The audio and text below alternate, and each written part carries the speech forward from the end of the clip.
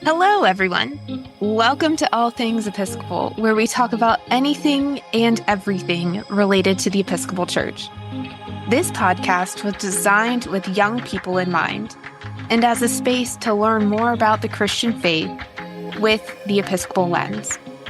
So in traditionally Episcopalian greeting fashion, the Lord be with you. Hey friends, we are diving into All Things Summer Camp and the role of camp chaplains. We have some stellar priests today on the podcast that have faithfully served at Episcopal Summer Mega Camp. We're talking all things camp food, songs, and most importantly, faith formation and camp as a sacred space. Our guests on the pod today are Mother Casey and Father Andrew, and of course, my fab co-host, Mother Karen, who also has served as a camp chaplain. Friends, welcome to All Things Episcopal. Nice. Thank you for having us, Claire. As with all of our guests, I would love for you all to tell us a bit about your story, how long you've been both a priest and camp chaplain, and in what division. A glorious, fun fact about yourself, what your favorite camp food is, and place of worship at camp. We'll start with Mother Casey, and then go to Father Andrew, and then Mother Karen. And go. That was a super long list of things that you're asking, so just let me know if I missed something. So I am Casey Roletter. As of this July, I will have been a priest for 10 years. Hardly seems like it is possible to have been ordained so long as a priest. I have been a chaplain at Mega Camp. I believe I just completed my 8th year, minus the COVID year, as elementary chaplain.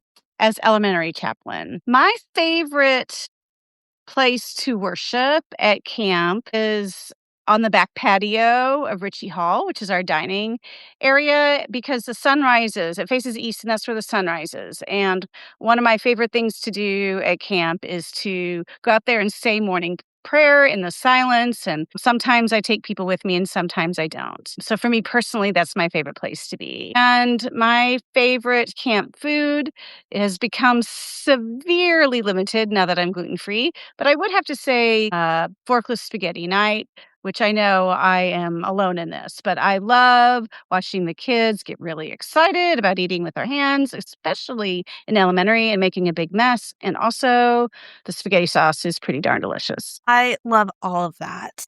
I love all of that, all of that, all of that. And what is your glorious, unfun fact about yourself? Right. Glorious, unfun fact about myself. I don't know. I'm so much fun. I can't think of anything unfun. I think my glorious, unfun fact would be that I go to bed way too late and I get up way too early. I do not know how to get a good night's sleep. Is that gloriously unfun enough? I will take it. I will take it. Okay. All right, Father Andrew, what about you? Hi, I'm Father Andrew O'Connor. I have been a priest for 20 years, and yeah, it goes by quick some days. And I have served as the junior high chaplain at our diocesan summer camp since 2016, minus the COVID year. So I think this is my 9th summer in that role. And I just love it. My favorite worship spot would be High Y, which is the highest point of our camp, where you can kind of get a 360-degree panoramic view of the Flint Hills of Kansas. And it's where we have our all-camp worship on Wednesday night of camp, our mega Eucharist, if you will. And that's just always super special to me, one of those sort of liminal, thin place kind of moments to be up there with the campers and all the young adults and all the more mature adults worshiping together. And just love being up there as the sun goes down and our praises go up. And then my favorite camp food,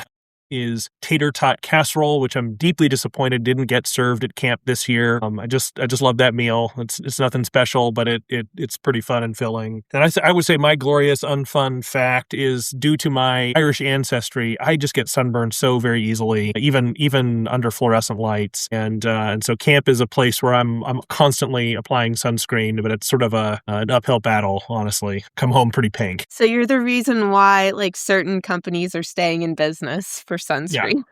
Yeah. That's what I'm hearing. All right, Karen, what you got? Well, I have been a priest for 5 years, and this was my 3rd year serving as a chaplain for the senior high age group. But it was my, I think, I've been on camp staff since 2007, so I've been serving as camp staff for quite a long time. And I also went to camp. That's my unfun fact, is that I went to camp in this diocese as a camper from 1989 to 1995. It was a different world, but still an amazing community. My favorite place to worship at camp is Hutch Hall, just because I think that is a magical place, a sacred space, and has been for a long time. And my favorite camp food is biscuits and gravy, which we also didn't have this year, so major bummer. And I don't want to yuck anyone's yum. I'm grateful that we do it, but when it is forkless spaghetti night, I immediately turn around and walk out of the dining hall and do not come back until I know that is well beyond cleaned up, because I cannot. I love that kids are enjoying themselves, but it is not enjoyable for me. No. And I'm right in taking all the pictures I can. It is hilarious. Well, I got suckered into doing it. I incentivized some of our junior high boys to behave a little differently in worship time by compromising with them that I would participate in forkless spaghetti this year while wearing a collar.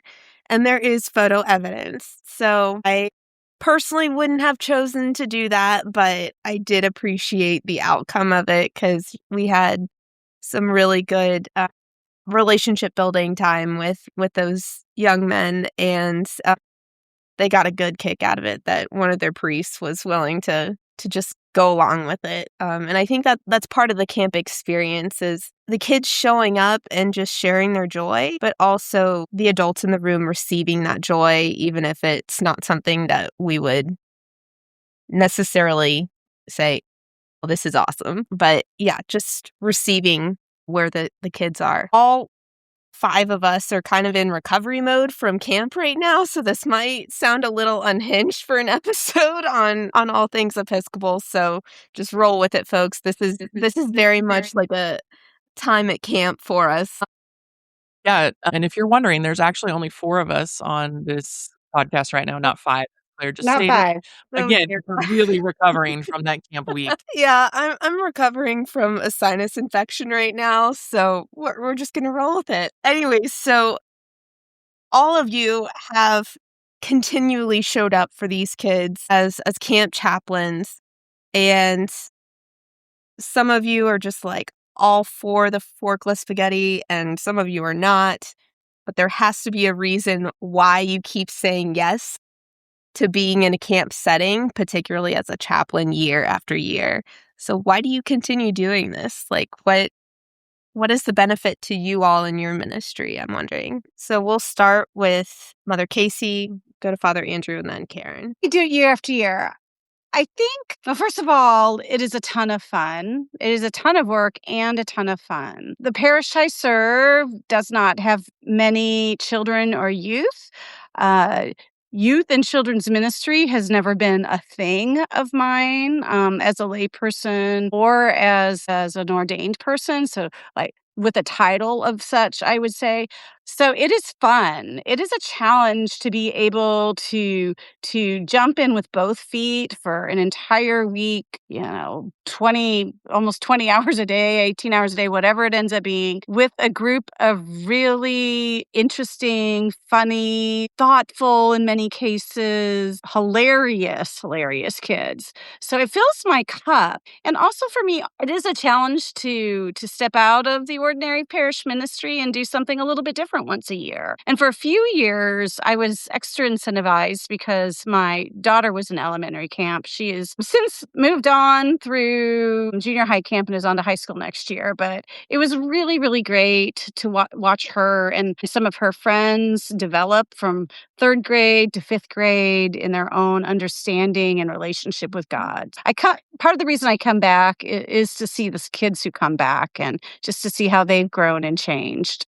Yeah, I mean, I think the first reason I keep coming back is that Karen hasn't fired me yet. I said yes to being junior high chaplain, and she's never let me go. And takes a special person apparently to really work with that age group, which really spans from on the one end kind of still little kids, all the way to sort of 35-year-old know-it-alls. And it's a challenge, but I love it. I really do. I love the quirkiness. I love those sort of first real deep questions that junior high kids start to ask about their faith and about what it means for them and how they intend to kind of claim that for themselves as they grow. Like Mother Casey, I have also had the opportunity to sort of serve in this role while being a camp parent, and several of my kids, 4 out of my 5 kids have been campers at one time or another. I think at least 1 or 2 might ultimately come back as camp counselors one of these days. But it's been kind of tremendous to see that both from the perspective of a priest and from the perspective of a parent. And we create this incredible environment for kids to come and to be welcomed and to grow in their faith and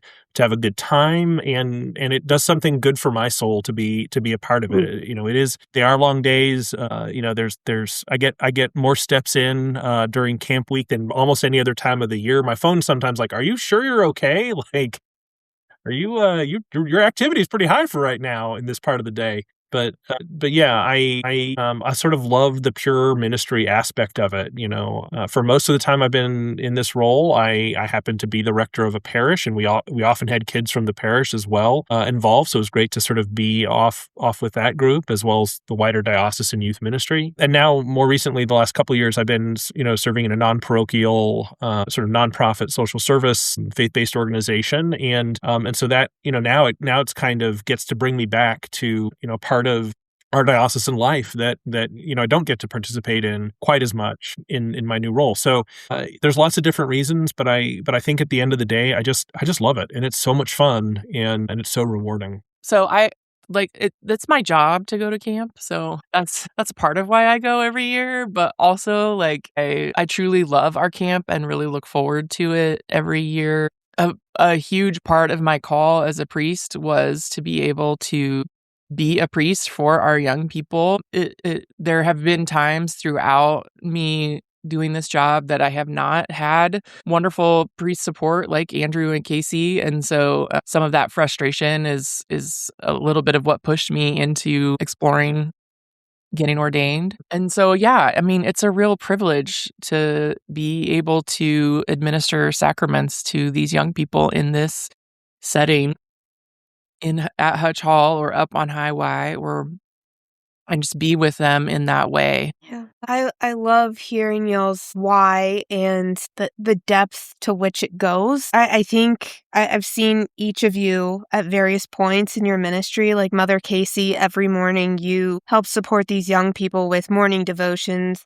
Father Andrew, I worked very closely with you in the junior high division this summer. And then Karen, I've gotten to serve in senior high for my first 2 years on staff, and just seeing the depth of love and devotion to each of y'all's not only individual calls, but the call to really ensure that camp is a safe space to ask theological questions, to ask questions about emerging adulthood, all of these things that make us who we are as individuals is such a special thing. And to Casey and Andrew's point, most of our listeners at this point know that I'm a first-time parent, and my son came to Mega Eucharist, and he turned 11 months while we were at camp. And I always make a post for each month of his life so far. And my mom captured a beautiful photo of me holding my son at Mega Eucharist. And my hope for him is that he desires to go to camp and experience this wonderful and sacred place of learning and discovery and faith formation and adventure and, all of the things that camp is that I've both gotten to experience, as a staffer and now seeing things a little differently as a parent. I hope that he becomes one of those campers one day, 10 years down the road. So we talk a lot about faith formation around young people. I'm curious if you all can share, what have young people taught you about faith in general? And let's start with Andrew, then Casey, then Karen. That is a great question. I'm constantly blown away by the things that our youth are hearing and drawing in from their faith year round that kind of comes out at camp. I mean, one of my joys now, and as I said, sort of in a non-parochial role, shout out to St. Francis Ministries, is I get to go and visit parishes during the year, and I encounter some of the kids from camp, back home in their parish settings, often as acolytes, and I walk in a sort of a different way than I do as a chaplain, and to see their faithfulness is really powerful. To see the kinds of things they're thinking, or to hear, I guess, the kinds of things they're thinking about as they really kind of seek to claim their faith, reminds me of the same kinds of questions that I had at that age, and as I kind of grew up and ultimately found a calling in the church and all that. And I love I just sort of love the bright-eyed question. I love the enthusiasm when I ask, for somebody to light the candle at worship and all these hands shoot up. It's restorative, but it reminds me that sometimes my own philosophical meanderings kind of overcomplicate myself, and that there's just something really lovely in people who are eager to know God, to love God, to understand what that means for their life, to sort that through with they're sorting through other elements of their identity. It's just it keeps me honest, I guess, is what I would say. Yeah. What about you, Casey? Every year, I leave camp renewed and restored and really joyful. And certainly the setting is part of it. Camp Wood is in the Flint Hills, is so beautiful and peaceful when it's not pouring down rain or 100 degrees and the wind is blowing hard. But it's a really beautiful, sacred space. But the source of my joy and restoration and my cup being so full is that I get to witness pure joy on the part of the kids, right? Also some pure heartbreak, for sure. I don't want to sugarcoat it all, but just some enthusiasm for singing camp hymns, for example, right? Gosh, I wish I could have a camp hymn Sunday at my parish, and all of my octogenarians would get so into it, right? And the great grandparents and the grandparents. I sometimes it is easy to forget that joy is the undercurrent of all things, like deep joy. And I find that being at camp and having so much extended time with these silly kids, both program related, but also in their new Y experiences, big swing or climbing wall or fishing or whatever it may be, just it's infectious, that joy. And so they remind me to be joyful in my own faith. One of the things that I think Andrew and I maybe commented on it during Mega Eucharist this year, but it's so fun how we get volunteers from the camp community to do all the readings and participate in different ways. And after every single reading, the people would clap, they would applaud for that participation. And it's just funny to think about what that would look like if people did that at home at our churches during the church service. If after someone got up and, read the Old Testament reading, if we all applauded their performance. And I love that support that they have for each other. And so I have like just random thoughts tumbling in my head. So that was one random thought tumbling in my head. Another random thought tumbling in my head was that we had a lot of graduating seniors this year give sermons, and so hearing in their own words some of the lessons that they've gleaned from their time at camp, and even a couple of them who essentially said that they're not really so sure about God, but when they see how our community lives out our faith, like that's what they think, God would have wanted, is just people like loving and supporting each other and being kind to each other and being inclusive and being welcoming and all of those things. And so it's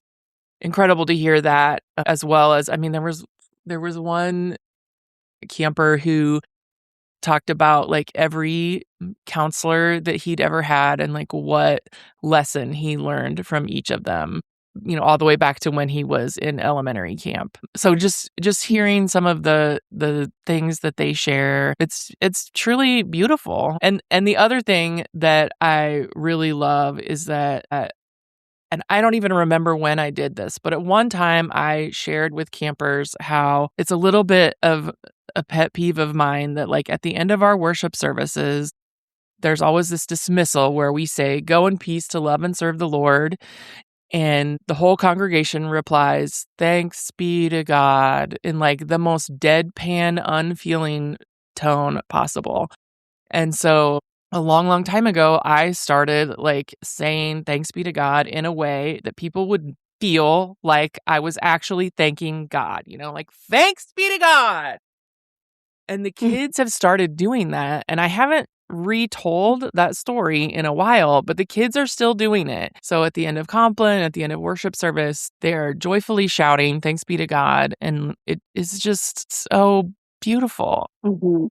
And inspiring, and I don't know. That's so amazing you tell that story, because I think about the littles who are also very enthusiastic in their thanks be to Gods and amens. Like no one's needed to tell them that that they had to get excited about this. Like there's something about this space, this camp experience that invites that and evokes that, and yeah, I just hope they remember that and take that home and come back with more next year. We need so much of that in this world right now. Our world is a beautiful and broken place, and the more joy we can pour back into it, the better, I think. So we were talking a little bit about camp traditions earlier and, inclusivity. Karen, you mentioned inclusivity. Casey, you mentioned joy. And because this is an Episcopal specific camp, it's not just faith-based, but it's within a specific denomination. I'm curious if you can each elaborate on what Episcopal values are most visible at camp, whether it's in a story or just like general way of life. So, Karen, I'm going to put you on the spot, and then we're going to go Andrew and then Casey. Man, I really like formulating my answer while Andrew and Casey go. Active listening, Karen. Yeah. Right. I'm going to sound so smart in my answer to this question because I get to go last. Proceed. Proceed. Okay. Episcopal values. So, this doesn't necessarily always happen in worship, but we also have program in camp every day. And my hope is that the program really encourages campers to think about their faith and ask questions and not just, memorize things and take things at face value, but really explore what things mean and what it means for them in this place and in this time. And that's a huge aspect of being an Episcopalian, I think, is learning how to use your brain to positively interact with your faith. So that's where I'll start. And then I would love to hear what Andrew and Casey have to add to that. Yeah, I love that stuff too, for sure. I was thinking one of the things that I think sort of exemplifies our sort of Episcopal approach is really the way we build camp almost from the ground up, and that that really does start with Karen and her leadership. But I think about the training we do during the sort of day and a half before camp starts, and really even some of the stuff we do before we get there. But I think we build this camp with an intention to be welcoming, to be a place that is safe for all to participate. You know, we have kids that come from all the, you know, the 2 dioceses in Kansas, the Diocese of West Missouri. We have a number of kids who come from non-Episcopal backgrounds, and then we have kids who sometimes come, you know, just, you know, we've had a family that's where they've sent their kids, you know, from New Orleans and Texas and places like that. So, you know, we must be doing something right if we're drawing, you know, kind of across all of those places. And so, yeah, program is important, worship's important, the fun activities are important, but I think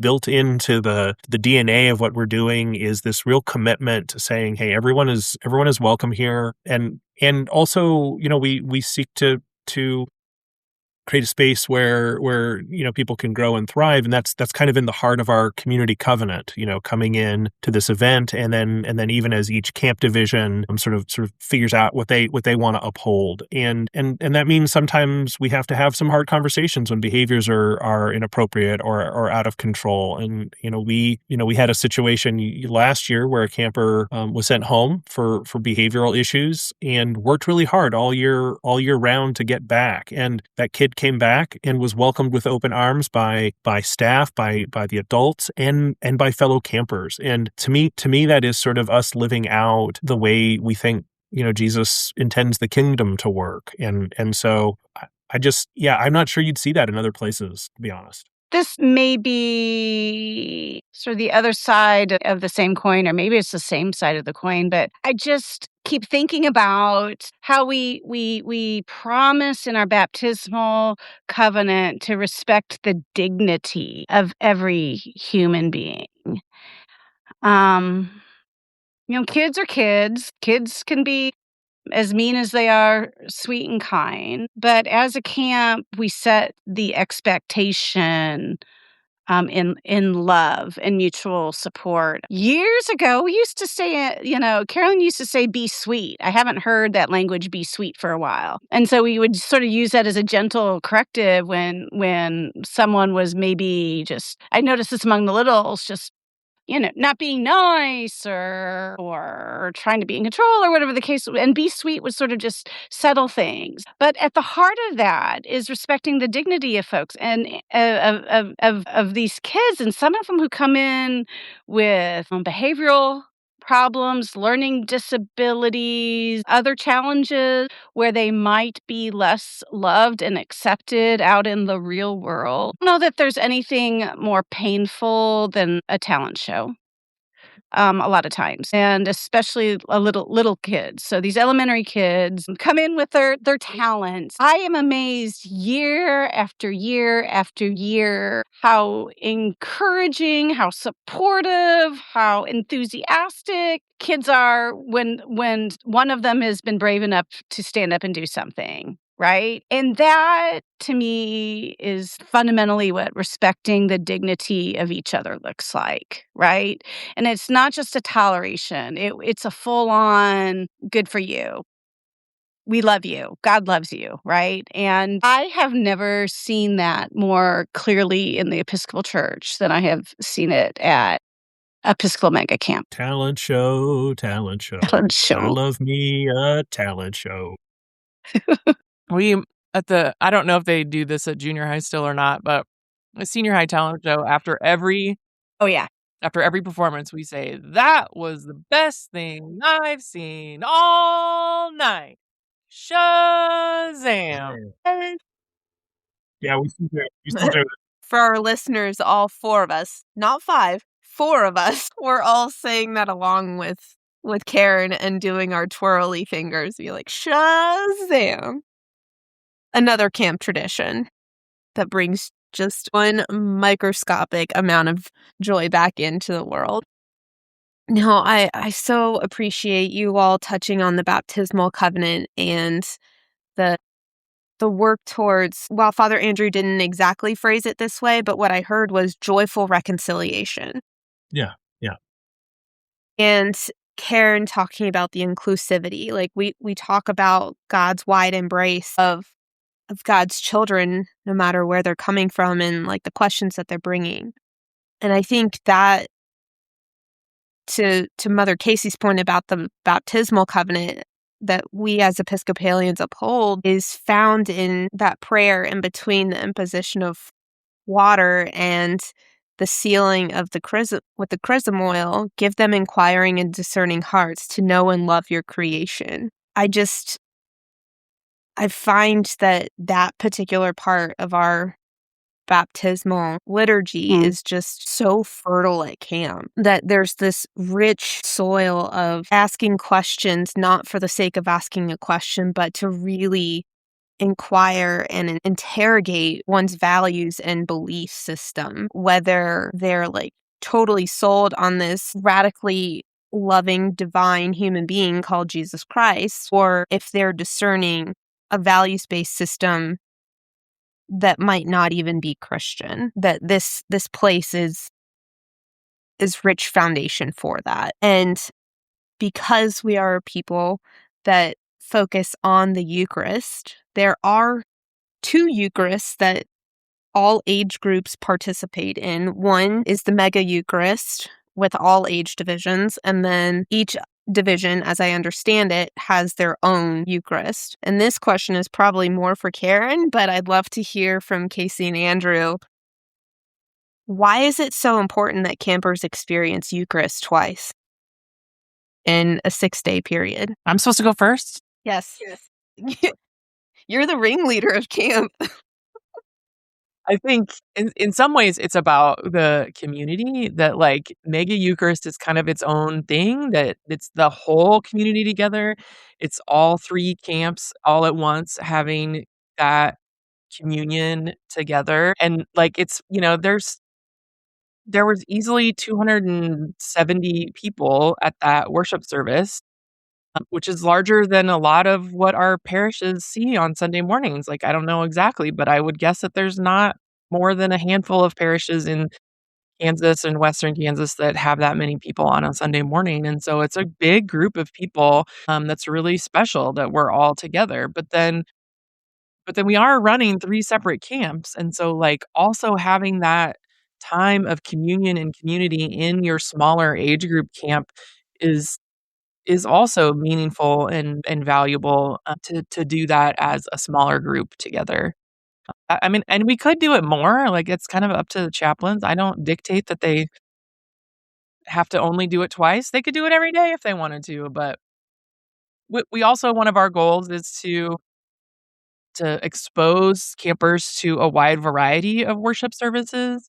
And so like I tried to do that a little bit intentionally this year, that we did an evening prayer one night and we did just like a short evening devotion one night, like directly from the Book of Common Prayer, so that they could not on a PowerPoint, so they could actually see like where this come from, that they could do it on their own, after camp kind of thing. So there's just a lot of goals mixed into that worship for a week, I think. Yeah. Andrew, then Casey. Yeah, I mean, in my first year or two, I actually did 3 Eucharists. We did an opening one, and then we did Mega Eucharist, and then I sort of organized my worship around the idea of an sort of piece by piece an instructed Eucharist that sort of finalized on the last day. And then after a couple of years of doing it that way, I sort of switched things up and sort of changed the worship around again. And now I've really kind of settled on that pattern of using kind of a simple framework for evening prayer. Our junior high worship is usually in the late afternoon, and so kind of doing that and really trying to pick up and take up the themes from the scripture of the day from our program, and kind of get a little bit creative around the prayer resources that come from our curriculum, and then kind of across sort of the prayer book tradition, the Anglican sort of prayer book tradition, as well as what's in our prayer book. And then we do, at least at the junior high and senior high level, and even in a certain way at the elementary level, kind of Thursday is always a rough day at camp. It's Thursday, that's usually when the missing home really kicks into high gear. That's usually when people are tired and emotions are are a little raw, and so a healing service on that day is really a helpful and truly beautiful thing to do. And then, for me, then sort of closing out that week with that junior high, Eucharist. It's a little more intimate than high Y. I have this image in my mind from several years ago where I brought the chalice from the parish, nice silver chalice from the parish, and in this sort of instructed Eucharist format had just sort of passed it around the room. All the kids could kind of hold it and see it up close in a way that they might not at home ever. And so by the time it got back to me, some 60 or 70 or 80 campers later, it was covered in their fingerprints. And I'm sure the Altar Guild was furious with me after the fact, but also kind of delighted that that it had that their hands were all over it. And so I've always hoped that the worship that I lead at camp is an opportunity for kids to get a little more hands-on, see it a little bit more up close, see it in an environment that doesn't include a parent or a grandparent shushing them if they make noise, or we're always sort of up against the challenge of ears open and mouths closed. When you have 90, we had 94 campers this year, which was a high watermark, I think, in my time, but we roll with it, and I trust, and I think we all trust that God is doing something in these opportunities for worship, in these moments of Eucharist with our campers, and to me it's joyful reverence. That's what I like to sort of think of my liturgical style as, and if we can find that at camp, we can find it anywhere. Preach. Free. Word. Sister. That was like one of the cool things I did this year is during our, like, we call it a senior Eucharist because it sort of honors the graduating seniors. The service ran so late because so many seniors wanted to talk and give sermons. So then when it became time for communion, like, the altar is really far away from the amphitheater where the kids sit. And it was also like kind of dark by that time. And so I asked them all to like come around the table.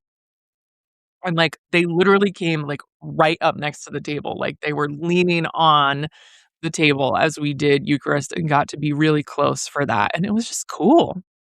That's so cool. Like, to be that close and to have everyone smushed together. Hey, that sounds like a true Eucharist, like amongst your closest friends. I hear that was in the good book. I think I read that somewhere. Right? It's a good story. I would have much to add to this conversation. I agree with everything that Karen and Andrew have commented on. For me, one of the most important parts of worship at church camp is the music. It gets a little crazy at some time.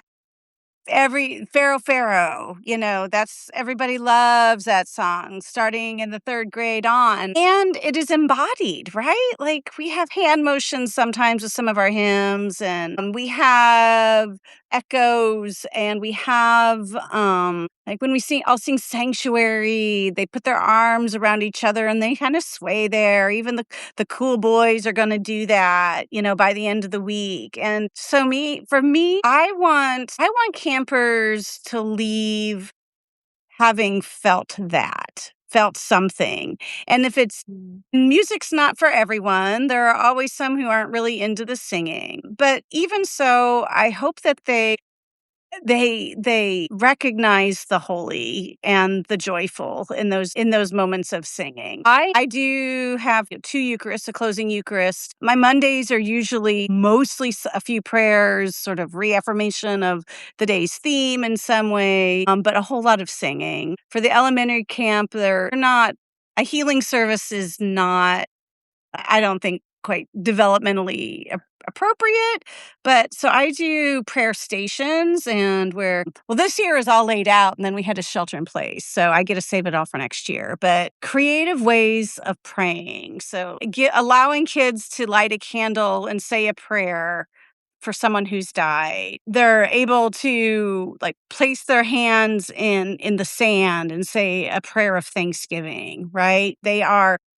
I bring the labyrinth, and they're learning something about contemplation and a quiet walk towards center. They're just, and so I hope that worship comes to me is maybe more expansive than when they arrived, right? That they what they understand worship to mean. And I tell you what, there is nothing better than at the closing Eucharist within the camp and be able to say the body of Christ, the bread of heaven, to every single one of them. I don't share that. It's my prerogative, and it means so much to me to do so.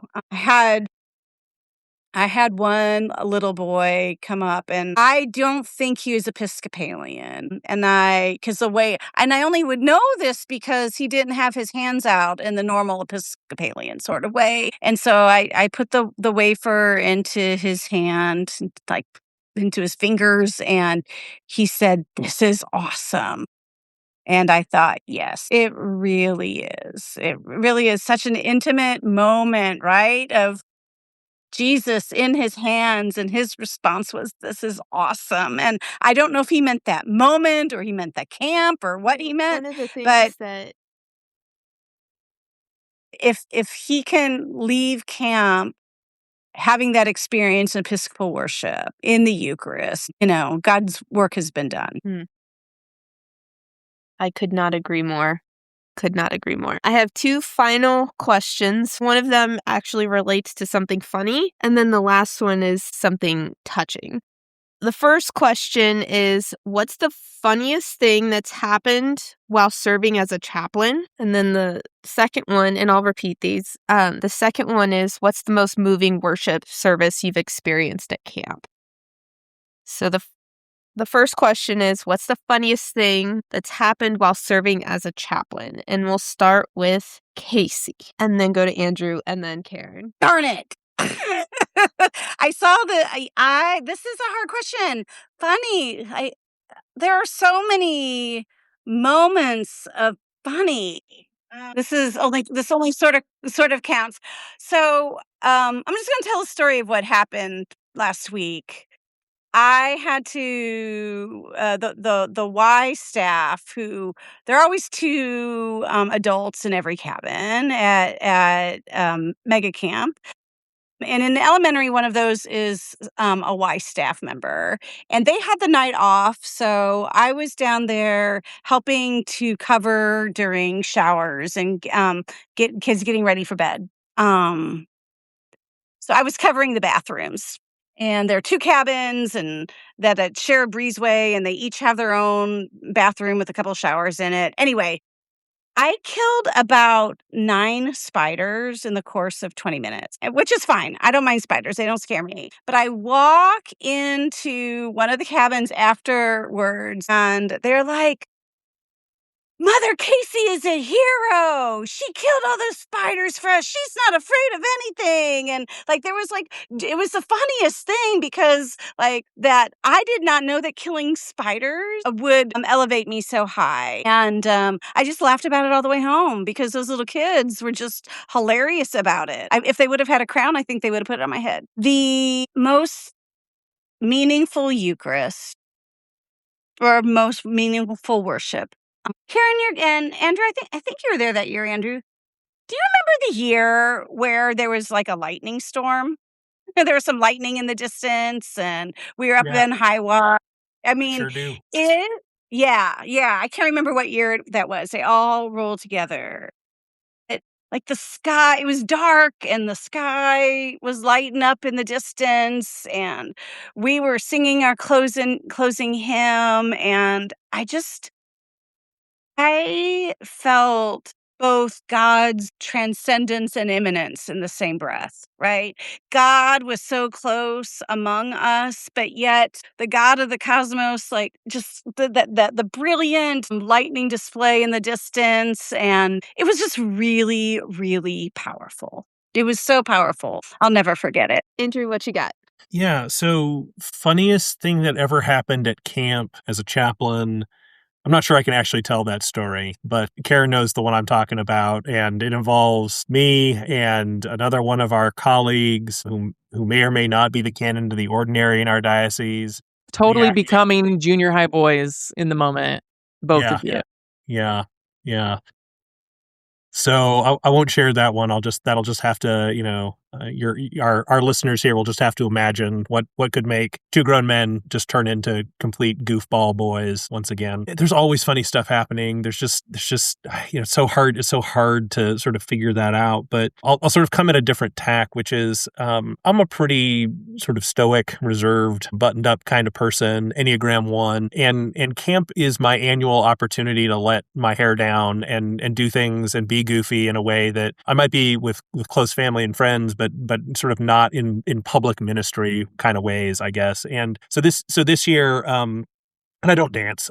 It's not my thing. But this year I was prevailed upon by our junior high camp director, Riley Demo, to actually get up at the very end of the talent show and do a dance. I believe it's pronounced the whip and nene. And, I don't know. I guess there's video of it, but you would be surprised to learn it was my very first time dancing this dance. You would not be surprised at all. And, just to be just an absolute goofball, the kids went wild for it. And thank God they quickly got up and started dancing too. And it was a lot less painful and awkward for me. But I will do that for the kids. And I think that's what's particularly special about this kind of ministry is that you get pushed. You get pushed out of your comfort zone and into some places. And my hope is that when you do that, you are opening for kids the opportunity to let their own little freak flags fly and to be who God wants them to be. And I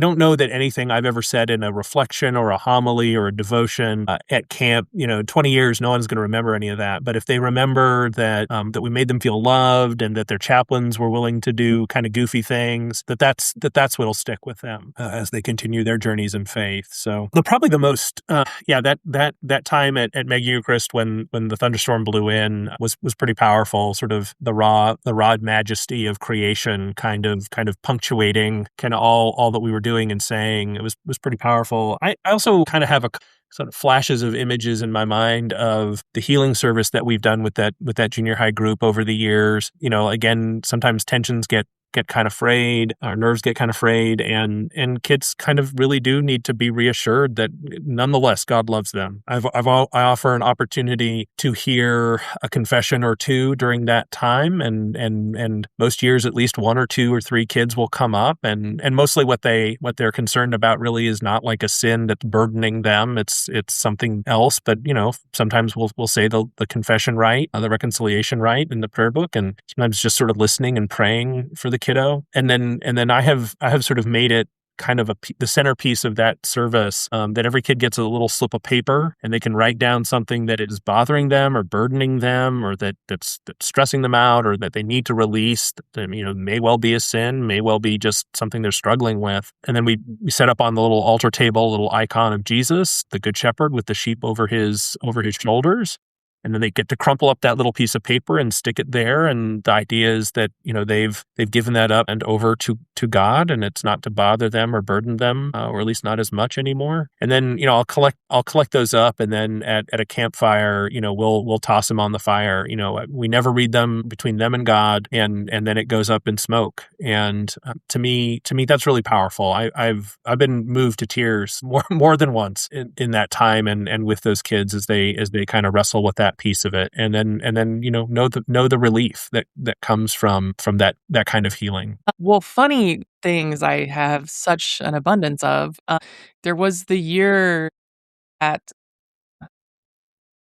the staff Eucharist when the camp cat kept trying to jump up onto the altar table and steal the communion wafers before we could get to the actual Eucharistic portion of the service, and so we kept having to push the cat off the altar. That was entertaining. Yeah.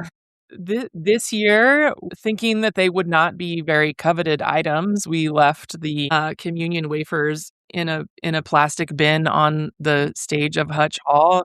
And then we're lucky enough that we caught it when the raccoon tried to steal the entire container, the entire gallon-sized container of communion wafers, so that we could scare the raccoon into dropping the box and running away, so that we had communion wafers for the week. So that happened. Was All Creatures of Our God and King playing at the same time of this? Yeah, right? So yeah, there's always funny things I think that happen during worship services. And then the other part was what was the most meaningful, or what was the most What's the most moving worship service you've experienced at camp? moving worship service? I mean, all of them. Mm. True. I'm going to hold your feet to the Anytime fire, Karen. Pick any one. anytime we're at Highway, like Mm. that Wednesday night Eucharist, like it always, like we try to do parish photos right beforehand. We're trying to set up for worship. We're trying to get all the music equipment up there. We're worried about the weather. It's windy. It's blowing stuff away. It's the most hectic, chaotic thing to pull off and make happen. But you get to the end of the service and you're just like, it was all 100% worth it. It's always just so beautiful and impactful and moving. And you just feel the spirit moving around amongst everybody when we have that Wednesday night full camp worship service. Mhm. Every year it does things to me. Yep. That's so true. This year, I thought sorry. oh no, I was going to say this year, like I'm not a crier by any stretch of the imagination. And I had one of the Canterbury students be present. And I've shared the story with at least one person. And she had faithfully attended Canterbury every program since I had started as the campus minister at K-State. And she hadn't received Eucharist, the bread and wine. And out of the corner of my eye, I see her sitting off to the side, and I hold up the paten to her, and I'm like, do you want to receive? And she gets up, tears in her eyes, and she says, I've forgotten how to do this. I haven't received since I was 13. Mm. And she's now well into her 20s. So it's been almost a decade. And I was like, God doesn't care. God only cares that you're here. And I showed her, right over left hand, and she faithfully received. And I just started crying because I'm like, God is good all the time. All the time, Mhm. God is good. Which was a resounding thing that we did in junior high this year. But that was I've been to camp now 3 times, and that was the one that had me choked up. Because it was the Holy Spirit stopped washing her hair for a moment and, started Mm. styling it and just was like, bam, in your face. Let's go. That What were you gonna reminds say, me Casey? of, well, I'm not going to say what I was going to say, but I'm going to say something new. That one of the most impactful things for me about being a camp chaplain, and it was a surprise to me my first year, because I came in thinking, okay, I get to minister to and with all of these kids, but we also have a staff, some of whom are college kids, right? They sort of range in age. And for me, some of the most moving moments of camp are those conversations with these young adults, primarily, but not just, who are trying to figure things out, who are facing major challenges themselves and trying to do so with adult eyes, who are maybe even discerning a call to ministry. Anyway, it's such a rich environment for the young adults who come and serve as counselors, for them to be moved and shaped and changed by the experience, and by God's embrace of. So I wanted to be sure to share that. So that also is a real benefit of being a camp chaplain, is working with the staff. Yeah, if I may tack on to what Casey was saying there, one of the things that I have also loved across the many years I've been doing this is seeing that leadership development. And I know Karen has designed this, in no small part to be that for our college age and our young adult folks and even our older, more mature adult folks. And and that's almost the secret sauce of the whole thing, right? Is that opportunity for folks to sort of test out their leadership skills, take on a new role. There are a number of folks who in our diocese and now serving across the church who probably can easily point back to camp as being a part of, if not a major part of, their formation for ordained ministry. But it's also true for the folks who have vital lay ministries. And just as much as we may be cranking out the occasional new priest or new deacon from that experience, we're also cranking out folks who will serve on a vestry and take roles of leadership in their parish, and folks who will put their faith into action out in the world because of what they learned at camp and throughout our diocesan youth ministry. And I'm more and more convinced that this is really, really why we do it, and that it's just the lifeblood of who we are in our diocese, at least. So I just have to say thank you to Karen for doing that all these years and making that happen. And we all collectively applause for Karen Schleich. It is really special, like I've been in my job for 13 years, and so kids can go to camp for 10 years. And so like we are really seeing some of the kids that like were elementary campers my first years that are now coming back and being on camp staff, and it's really cool. Hey, I was a camp convert. I never attended mega camp, and I was not team camp, but now I'm like camp evangelist. Everyone needs to go to camp because Karen really pours her heart and soul into making this such a good experience, not just for the campers, but for the adults too. So Karen, thank you for sharing your gift with so many. It's so needed. So needed. So with that being said, with all of our guests, we do a mini rapid fire. I hope this doesn't bring too much angst, but it's a quick little question. So it's 1, 2, 3, 4, 5, 6 questions. And the order that we are going to go in is Karen, Casey, then Andrew. Because Andrew has yet to go last. Okay. So, and you'll all respond to the first question. High church or low church? Low church. Broad church. Not an option. High church. High church. Favorite part of the liturgy? The dismissal. The administration of communion. Distribution of communion. Got it. Distribution of communion. Scripture, reason, or tradition? Pick one. I'm looking at you folks. One. Reason. I pick reason. Scripture. Tradition. That's why we're a Vestment team. color you vibe with most. Vestment color you vibe with most. Rainbow. How camp directory of you. Camp Yeah. chaplain of you. The long green season of discipleship. Green. Casey, one more time. What's the vibe? Green. Okay. Green for the long green season of discipleship. I'm going to go green also, but not that gross pea green that you see. I like that nice dark green, forest green. Okay.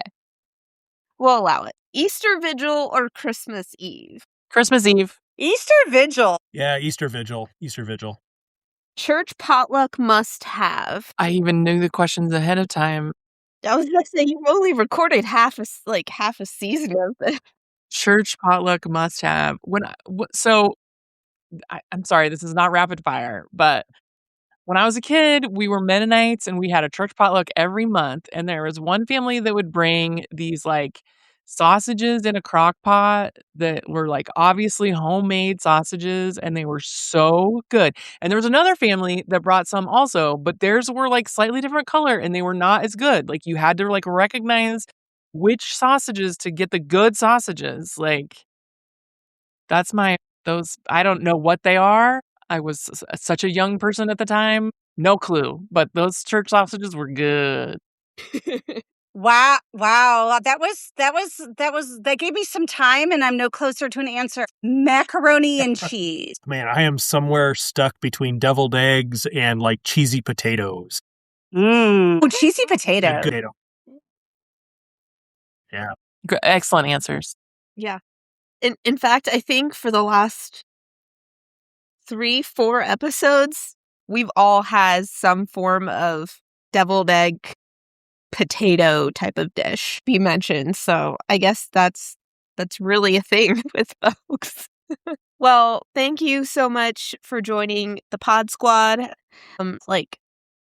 Summer Chaplain Edition. But more importantly, thank you for your yes to your call. Having seen all three of you at camp exercise your ministry, it's a beautiful witness to what God is doing and how you show up for these young people. And for that, I give thanks. And so, Karen, I'm going to toss it over to you so you can do the dismissal. Your favorite thing. My favorite thing. Go in peace to love and serve the Lord. Thanks be to God. Hey, we got it twice over. All right. Thanks, folks. Thank you. Thanks for the invitation. Bye.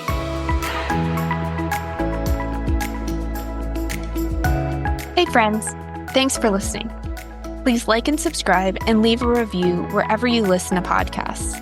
To learn more about All Things Episcopal on the Diocese of West Missouri's communication pages, please visit diowestmo.org/podcasts. And in the Diocese of Kansas, please visit edokformation.wordpress.com/All Things Episcopal Podcast. All Things Episcopal Podcast is a production of the Diocese of West Missouri and the Diocese of Kansas, in association with Resonant Media.